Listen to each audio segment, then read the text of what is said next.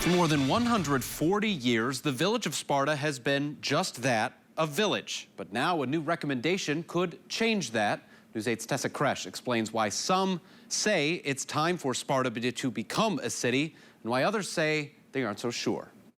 Right now, those living in the village of Sparta pay taxes in both the village and the township.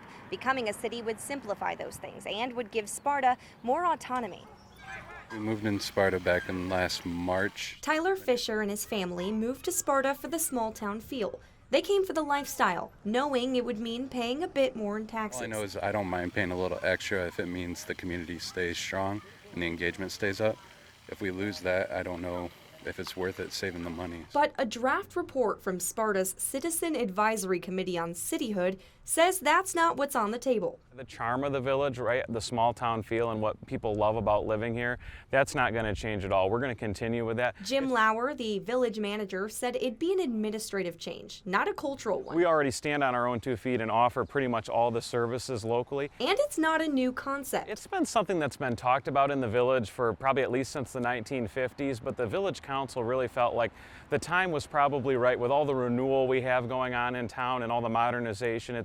It's probably a good time to talk about modernizing our form of government. He says the shift would eliminate duplicated services, remove confusion for residents, and save money.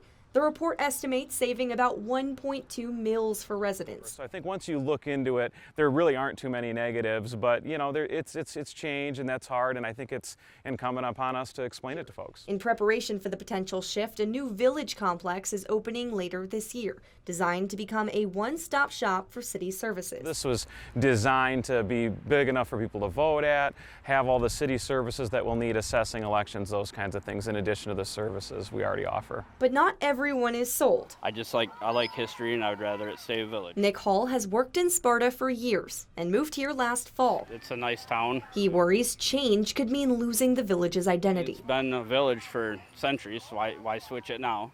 Just because more businesses, I get it.